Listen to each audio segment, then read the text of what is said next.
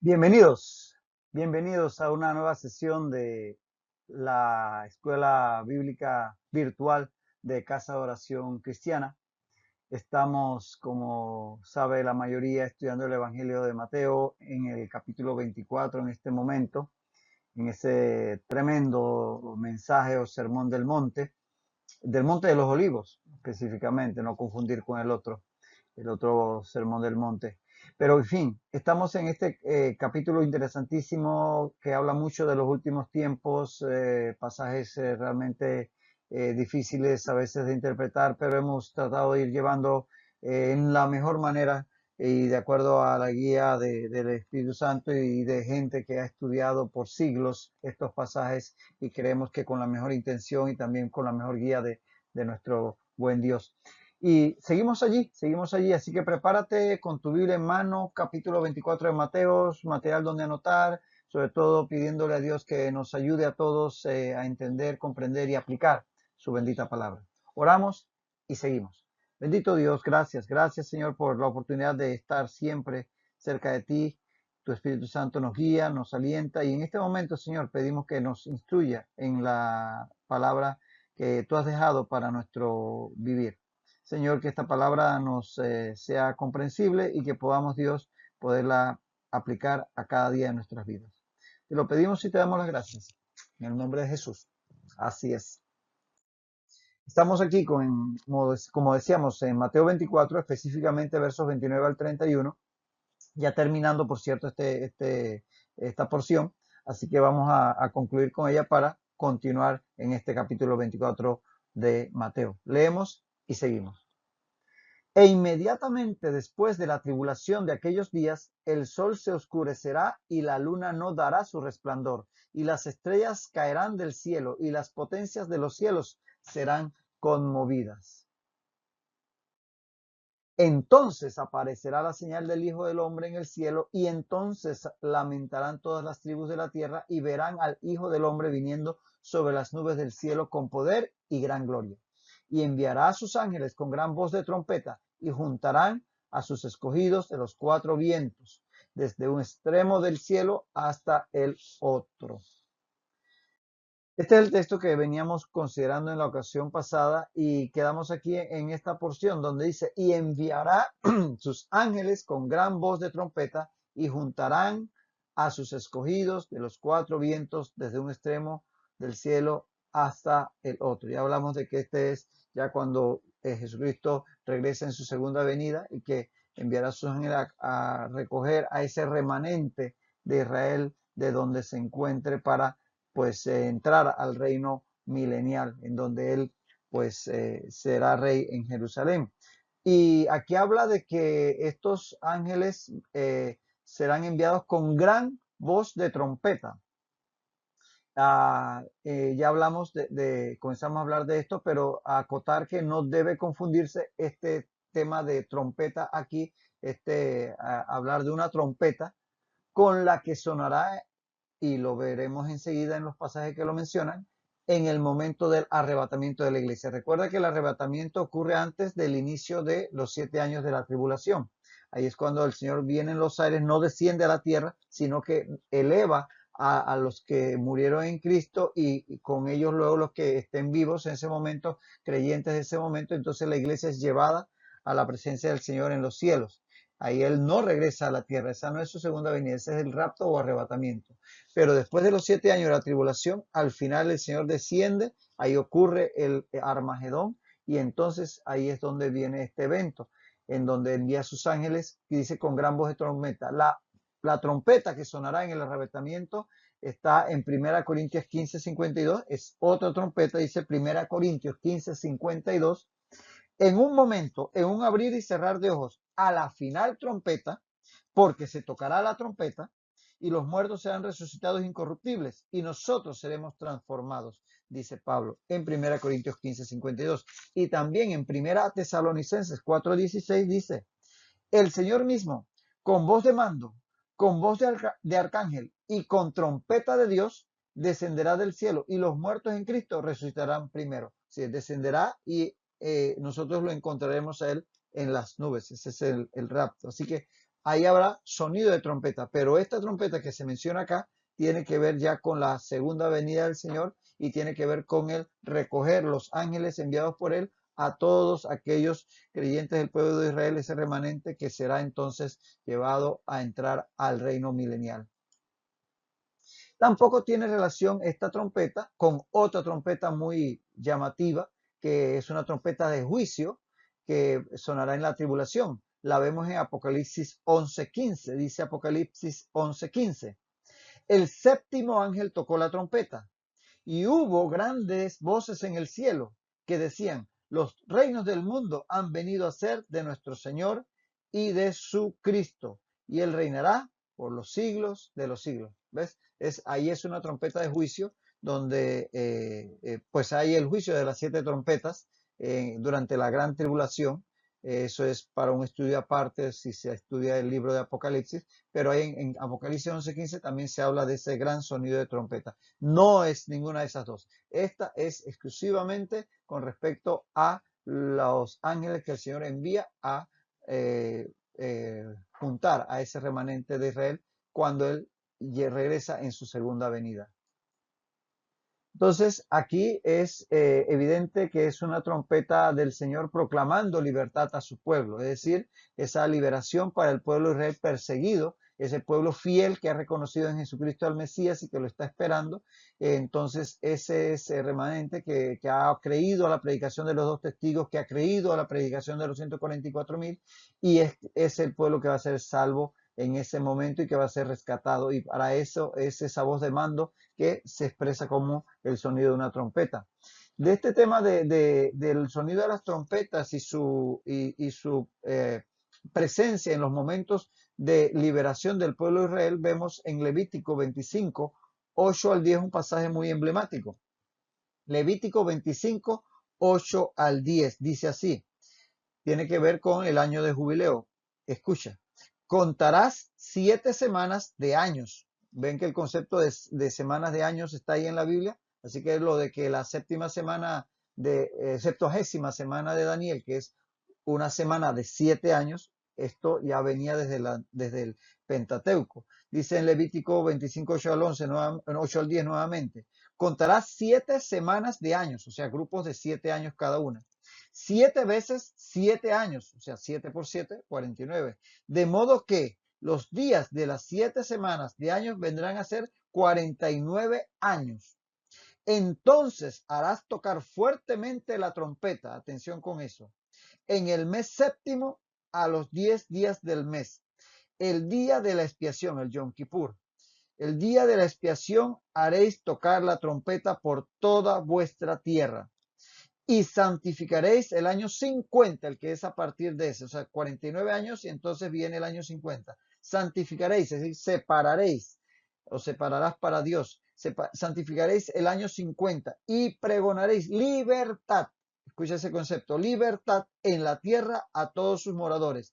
Ese año será de jubileo y volveréis cada uno a vuestra posesión y cada cual volverá a su familia. Era el año del jubileo cada 50 años donde se celebraba esto con gran júbilo porque las personas se les regresaba la propiedad que había sido embargada o había sido puesta en pago por alguna deuda. Entonces cada tribu, cada persona volvía a la tierra de su ancestro y la retomaba. Entonces era un tiempo de alegría, era un tiempo de liberación de deudas, de tantas situaciones, digamos, socialmente difíciles. Entonces era un tiempo de liberación para el pueblo en ese sentido. Entonces ves cómo la trompeta se tocaba en estos, era un símbolo de la voz de Dios al liberar a su pueblo. Así que en ese sentido cabe muy bien utilizar esta figura de la trompeta, no sabemos si literal o simbólicamente, puede ser, en cuanto a este ejército de ángeles llevados para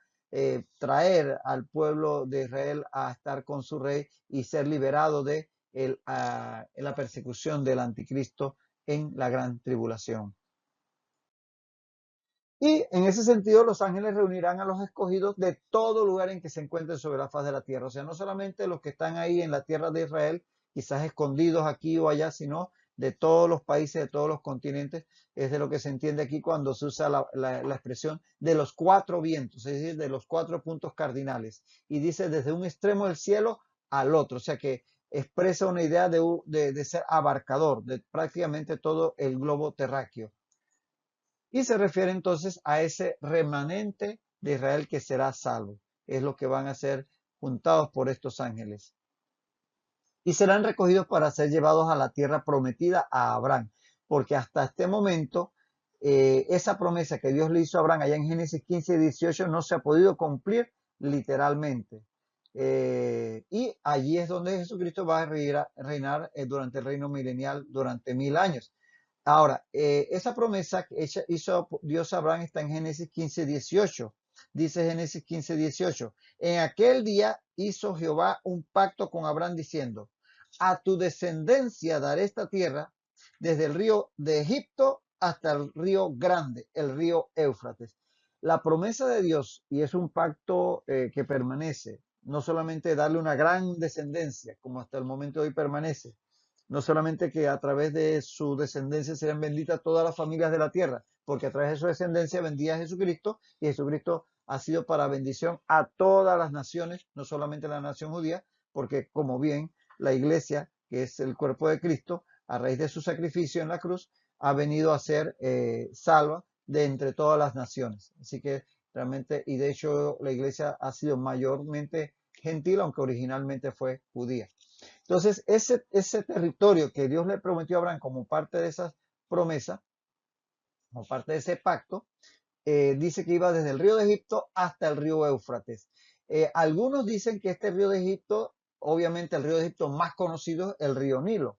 Se piensa que va desde el río Nilo hasta el río Éufrates que viene por Mesopotamia. Imagínate, todo este territorio, este sería el gran Israel si lo queremos ver en una expresión, digamos, abarcadora de todo lo que sería el reino de Israel en el reino milenial. Eso piensan algunos, pero hay una connotación, ya esto definitivamente que es una promesa grande que Dios le hizo a Abraham, todo el territorio que le concederá a Israel en el reino milenial, lo cual jamás ha ocurrido ni siquiera en el reino de Salomón cuando tuvo su mayor extensión el reino de Israel, mucho menos en nuestros días que ha sido bastante limitado. Pero hay quienes piensan que se refiere no al río Nilo, ese río de Egipto, sino a un wadi. Un wadi, wadi es una especie de cañada que se llena de agua en el invierno, pero que en verano se seca. Bueno, hay un wadi que transcurre por esta región del sur de Israel, más o menos por donde está la franja de Gaza, va hacia al Mediterráneo, por ahí sale por donde está la franja de Gaza, y ese es el llamado río, también tiene ese nombre, río de Egipto o Wadi de Egipto, tiene ese nombre. Eh, es llamativo porque tiene el nombre de río de Egipto, en realidad no es un río, es un wadi, como decíamos, que se seca en el tiempo de verano, de sequía. Por tener el nombre de río de Egipto, para muchos ese es el río al cual se refiere el Señor. Sin embargo, el anterior, por ser más famoso, el río Nilo, como que haría más sentido, que sería más conocido para todos que el río de Egipto es el Nilo. De hecho, Egipto se desarrolló alrededor del Nilo. Sin el Nilo no hubiera habido imperio egipcio. Pues bien, esta segunda posición, aún así, aún asumiendo que se trata del Wadi de Egipto, río de Egipto, que está aquí al sur de Israel, también sería un territorio bastante abarcador, porque imagínate, de esta región donde está Gaza hasta el río Éufrates, que está acá al noreste de Israel, allá prácticamente en Irak, esto bastante amplio, fíjate, 568 kilómetros de distancia. Así, aunque sea solamente esta la interpretación de lo que sería el territorio que Dios le prometió a Abraham, aún así es mucho más de lo que hasta hoy, en toda la historia, desde que con Josué a la cabeza conquistaron la tierra de Canaán, o cuando Abraham la recorría, nunca Israel ha logrado abarcar tanto territorio. Pues lo que Dios le prometió a Abraham, y sabemos que las promesas de Dios son permanentes. Así que eso va a ser el reino de Israel en el tiempo del reino milenial, valga la redundancia.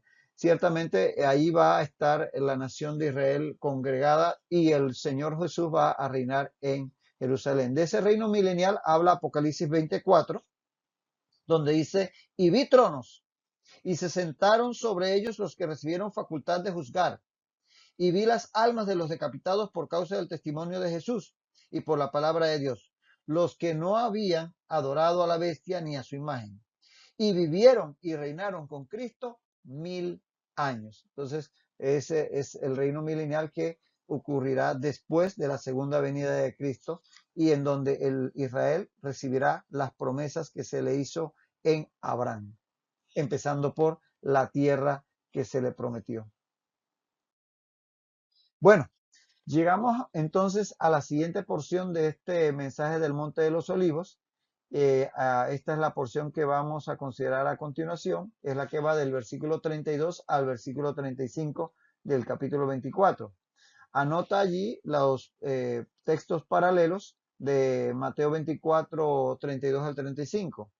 Textos paralelos de este pasaje son Marcos 13, 28 al 31. Marcos 13, 28 al 31 y Lucas 21, 29 al 33.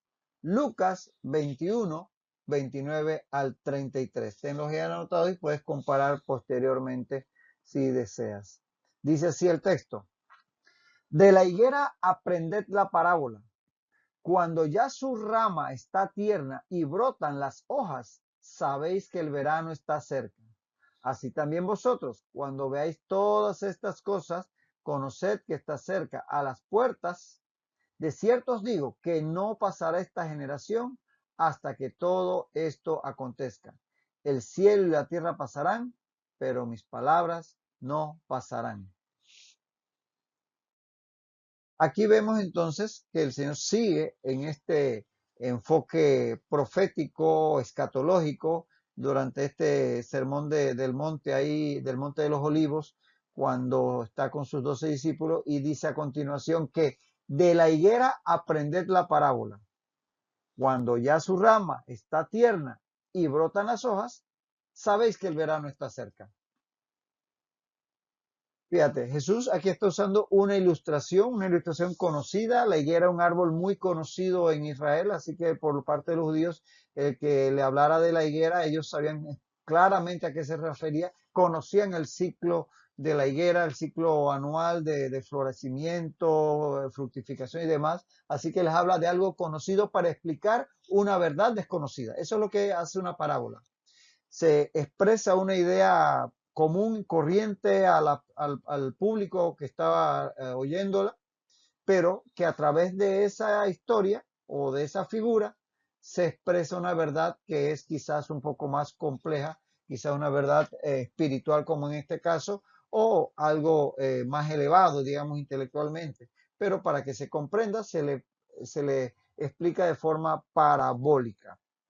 Entonces, por eso Jesús dice de la higuera aprender la parábola. Aunque no echa una historia, como dicen, no cuenta un cuento como la oveja perdida, como la cizaña, el trigo y la cizaña, etcétera.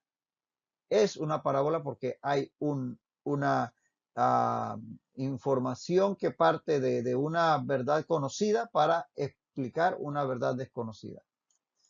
Ahora, la higuera empezar diciendo que la higuera es una figura de la nación de Israel, eso ya lo hemos comentado en otras ocasiones, pero vale la pena reiterarlo. Eso tiene su importancia a la hora de algunas interpretaciones a este texto, y quizás no es lo que le vamos a poner énfasis, pero bueno, reiterarlo que la higuera en muchos textos ha sido presentada como símbolo de la nación de Israel. Por ejemplo, está el de Jeremías 24, 1 al 10. Vamos a leer entre líneas, pero el texto completo va de Jeremías 24, 1 al 10. Dice así en el verso 1 final, me mostró Jehová 2 cestas de higos, o sea que es fruto de la higuera, 2 cestas de higos muy buenos como brevas, que es una forma de higo, y la otra cesta tenía higos muy malos, que de malos no se podían comer. Vamos al 5. Así ha dicho Jehová Dios de Israel, como a estos higos buenos, así miraré a los transportados de Judá, es decir, los que fueron llevados a Babilonia, a los transportados de Judá, a los cuales eché de este lugar a la tierra de los caldeos para bien. Dice el 6, porque pondré mis ojos sobre ellos para bien, y los volveré a esta tierra y los edificaré, y no los destruiré, y no los arrancaré. Luego vamos al 8, dice, y como los higos malos, que de malos no se pueden comer, así ha dicho Jehová, pondré a Sedequías, rey de Judá, a sus príncipes y al resto de Jerusalén que quedó en esta tierra y a los que moran en la tierra de Egipto, es decir, aquellos que no se resistieron a ser llevados al cautiverio o que huyeron a Egipto. Entonces, ahí vemos una primera representación del pueblo de Israel en el fruto de la higuera, los higos buenos y los higos malos. Luego en Oseas 9:10 dice, como uvas en el desierto hallé a Israel, dice el Señor. Como uvas en el desierto hallé a Israel. Como la fruta temprana de la higuera. Nuevamente, en su principio vi a vuestros padres. Una nueva representación de Israel en el fruto de la higuera. Y también en Joel 1 al 6 encontramos que dice Dios, pueblo fuerte e innumerable subió a mi tierra. Dice el 7, asoló mi vid y descortezó mi higuera, la higuera que es su pueblo Israel. Descortezó mi higuera, del todo la desnudó y derribó. Sus ramas quedaron blancas, también representando a Israel con la higuera. Y también el pasaje muy conocido, que está en este caso en Lucas 13:6 en el Evangelio, donde él dijo una parábola. Dice, tenía un hombre una higuera plantada en su viña y vino a buscar fruto en ella y no la halló. Hablando del pueblo de Israel, que él vino a su pueblo y ellos no dieron frutos de arrepentimiento. Entonces, como vemos, estos 4 ejemplos nos muestran que en la escritura frecuentemente se representa a Israel con la higuera, un árbol muy conocido en esa región. Ahora, algunos han comparado, puedes tomar nota de esto porque tiene su importancia en algunas interpretaciones, no necesariamente es la que le estamos dando aquí, ojo, pero algunos han comparado la refundación de Israel en el 1948 con el reverdecer de la higuera. Pero esta ilustración tiene que ver con el tiempo de la tribulación, no con la actualidad. Es decir, Israel después del año 70, después de Cristo, cuando los romanos arrasan, debido a la rebelión que se había levantado en ese momento de parte de los judíos, arrasan con Jerusalén, el templo, y expulsan a los judíos de su tierra y los esparcen por todas las provincias del Imperio Romano, prohibiéndoles habitar en Judea. A partir de ahí el pueblo de Israel vivió errante por el mundo hasta el siglo XX. Ojo, desde el primer siglo hasta el siglo XX. Imagínate, 20 siglos donde los judíos, si acaso habían algunos allí en esa tierra, eran, digamos, viviendo en medio del pueblo en ese tiempo, el pueblo, el Imperio Romano, pero después el Imperio Bizantino y finalmente después en medio de los musulmanes que tomaron todas esas tierras, hasta incluso el Imperio Otomano que cae en la Primera Guerra Mundial y queda todo ese territorio bajo control de Inglaterra y Francia, que controlaron el Medio Oriente cuando el Imperio Otomano cae en la Primera Guerra Mundial en el 1918. Y hasta 1948, terminada la Segunda Guerra Mundial, debido sobre todo a la sensibilización que tuvo el mundo con respecto a los judíos por producto del Holocausto, que se refunda la nación de Israel en el siglo XX, mediados, 1948, 15 de mayo para ser exactos.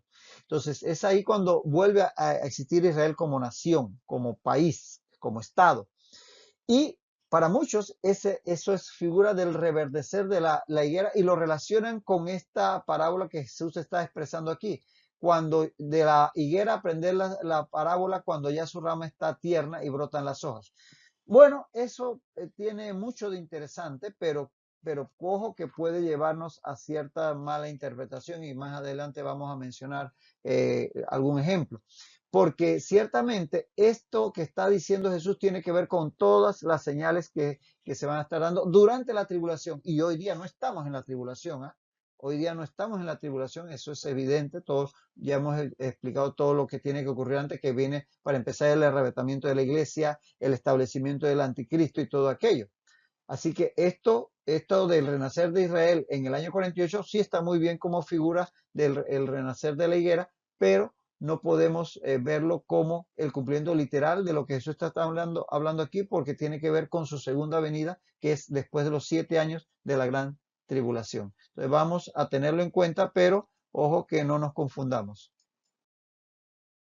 Entonces, la higuera reverdece, para aclarar, la higuera es su ciclo de florecimiento y fructificación es bien conocido, o era bien conocido los discípulos y los judíos en su momento. Reverdece en primavera, por allá por los meses de abril, mayo, para poco después, prácticamente semanas después, dar días y semanas después dar sus frutos al inicio del verano. O sea que cuando la higuera comienza a echar hojas, ese follaje comienza a verse verde, enseguida vienen los frutos. De hecho, la higuera, recordará con la higuera que Jesús maldijo, fue porque tenía gran follaje y nada de fruto, porque se espera que una higuera cuando comienza a echar hojas es porque ya viene inmediatamente el fruto. Entonces, eso era bien conocido, por eso Jesús lo utiliza aquí como ilustración de esta verdad. De tal manera que aquí lo que está ilustrando Jesús, que cuando se den esas señales que él ha estado anunciando, que hemos estado estudiando por varias sesiones, todas las señales que él ha mencionado, cuando la generación del pueblo judío que esté presente durante la tribulación y la gran tribulación en particular, viendo las señales que Jesús les ha mencionado, entonces eso debía ser una advertencia que está muy próxima a su segunda venida. Así como las personas al ver el follaje de la higuera abundante en hojas, le dice el verano está cerca, es cuestión de días a semanas. Así deben las personas que estén viviendo en ese tiempo y ven las señales que Jesús ha dejado aquí plasmadas y que los escritores de los evangelios lo han dejado por escrito, deben enseguida estar alerta, porque eso quiere decir que su segunda venida está muy pronta. Entonces, ahí la restauración, saber que la restauración de Israel también, esa higuera que representa a Israel, se producirá en un tiempo muy próximo a la segunda venida del Señor. Y hablo de la restauración espiritual, porque ahora mismo Israel está como aquellos huesos secos, que es la visión que se le dio al profeta Ezequiel, que llegaron a juntarse hueso con hueso, pero todos secos. Existe estructuralmente la nación de Israel, pero espiritualmente está muerta. Pero esa restauración espiritual que ocurrirá con ese remanente al fin de los tiempos, al fin sobre todo durante el periodo de la gran tribulación, será muy cercana a la segunda venida de Jesucristo. Ahí sí aplicaría el renacer o florecer de la higuera, allí, en el momento de la tribulación, no ahora cuando realmente solamente ha renacido políticamente, pero no espiritualmente. Así que el reverdecer de la higuera implica la pronta venida del verano, de tal manera que las señales que Jesucristo ha compartido a lo largo de todo este discurso del Señor del Sermón del Monte de los Olivos, y que hemos estado explicando en todas estas sesiones, tiene que decirles a ellos que el regreso de Cristo está muy, muy cerca. Y ahí decir que será el remanente de Israel durante la tribulación el que debe estar entonces pendiente de las señales, no la iglesia. Nosotros no estamos pendientes de las señales de la segunda venida, porque el rapto va a ser de una forma súbita, no va a ser de forma avisada. La iglesia habrá sido, de hecho, trasladada al cielo por el Señor en el rapto o arrebatamiento previo a la tribulación. Entonces, durante la tribulación es que se van a dar todas estas señales que aquí ha estado explicando el Señor, y que ocurrirán durante esos largos 7 años de la tribulación. Y esas señales a las que tienen que estar pendiente el remanente de Israel, para saber que la venida del Señor está cerca. La iglesia entonces no debe estar a la espera de las señales, sino a la espera del Señor. Como dice 1 Corintios 1:7, que dice: esperando la manifestación de nuestro Señor Jesucristo. Eso es lo que espera la iglesia. O 1 Pedro 1:13, que dice: esperad por completo en la gracia que se os traerá cuando Jesucristo sea manifestado. Es al Señor Jesucristo al que esperamos, no a a las señales. Y decir aquí que el rapto de la iglesia vendrá antes de la tribulación y las señales, y estas antes del regreso de Jesucristo. Así que nosotros no esperamos no estamos esperando el rapto, no estamos esperando la venida de Cristo, estamos esperando el rapto. Vamos a hablar un poquito más de esto en la próxima ocasión. Quédate con esa idea. Hasta entonces, que el Señor te bendiga.